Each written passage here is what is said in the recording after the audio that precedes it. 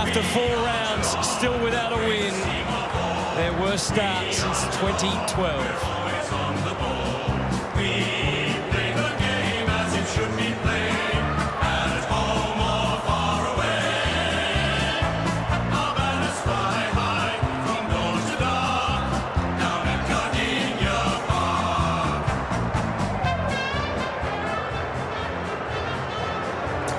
Better performance from Melbourne, Jason, but look at the scoreline in the end. And that's the problem. And it's funny, Hutto, there are some similarities between what the D's are going through and what the Blues are going through at the moment.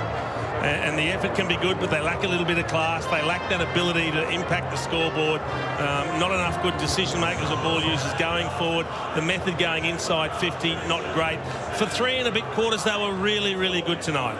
And they were, you know, led beautifully. I thought Stephen May played a tremendous game. Petrarca, particularly his first half, was exceptional. Kicked a couple of goals. Oliver racked up possessions, but not a huge impact on the game. But they just, when they had opportunities to land a punch, it was an air swing. Just the efficiencies of the two teams. In the end, it separates good sides from poor sides. And well, Melbourne are a poor side at the moment. They're sitting in the bottom 3 of the ladder. But these sorts of numbers here tell you why.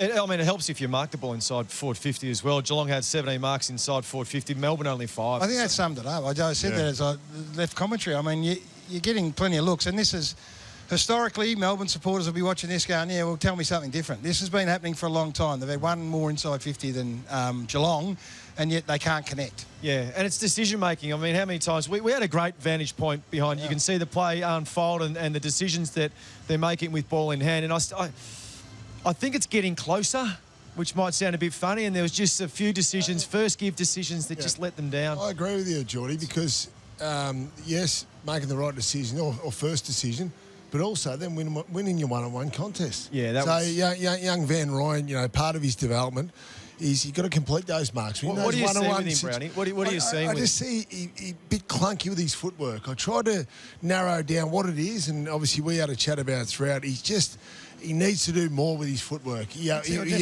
stumbles, absolutely. It was the number one thing I did outside of your chemistry with your midfielders. Just extrapolate on that a bit for us. So, one, his ability to turn and be able to U-turn and get behind the defender is not great. And hit back up with the ball carrier. I think that's he right. has to put that into his game. And I also like your craft in the phone box. What's your craft like in the phone box? So in that tight situation where it's just you and your direct opponent, and your ability to use your feet to get in the right spot and protect the drop zone is not there. So he's turning balls where he's got a 60-40 advantage. He's turning them into a 50-50 contest. So if he can just tidy up his footwork, he can complete those marks, and all of a sudden that 32% efficiency for the Ds, that goes up into the 40%, and all of a sudden they're starting to run close to teams like Geelong. The other thing that was happening is we've already discussed it, how Geelong had the +1 behind the ball, and they were able to access their +1 quite often. Melbourne had theirs in the middle of the field. It's a little bit harder to access your +1 when he's in the middle of 12 players, where Geelong had hit their +1 loose on their own. Yeah. So you as a coach, you have to make a decision on that. So Bowie's up around the footy. He has to be impacting big time to keep that shape, surely. I might go to the well again. Our old coach Lee Matthews used to always say, hey, the spare in amongst 12, 13 players is useless compared to the spare out in the open. I wonder whether Geelong, the ground down here had an impact on where they put their spare, wanting to maximise stoppages and not have to defend from deep inside their own 50. Well, the Yui match highlights, let's have a look at the way they moved at the catch and the way they were able to kick it from one end to the other and their ball movement. Yeah, I think Paddy touched on it after the game. Maybe they overused the ball in their back half, but I think, Max gone there, you can obviously identify him. So they don't want to kick that ball. They're happy just to build it up through shorter type of kicks, 45, just wait for something to open up. Usually it opens up early or late. So this was the composure that they needed in the second half. I thought the Chandler v Dempsey, which we saw at the back there, was an interesting one. Yeah. He got behind him and took him deep. I thought Chandler was good on occasions. Yeah. No, I thought he was good. Yeah. So their ability to try and get back shoulder, I thought Geelong really challenged them, but it was the build-up centre forward that probably impacted the scoreboard. Okay, let's have a quick word on Melbourne. Jared Waitley's in the stalls. He's like black caviar, ready to go. Good, isn't he? And Ralphie there as well with all the news, so I'm not going to go too long because he needs this seat. We do touch on Melbourne. I thought there were some positives. I thought they took a step forward, and they are where they are for a reason. I thought Stephen May played a lot more assertively tonight, so he was amongst probably 4 or 5. I think took a big step forward. He was more aggressive. I thought his leadership was really good in the back half. So, tick for Stephen May. I think him and McDonald. I thought McDonald was quite good on Jez as well, and both those boys. With ball in hand, took some options and some risks through the middle of the ground. So that combination, the worries Petty is probably the question mark. So if Lever comes in, maybe Petty falls out. But those two boys were solid in defence. Oh, Oliver was great. Petrarca was great. I thought Chandler played really well. So hang on, go back, Oliver.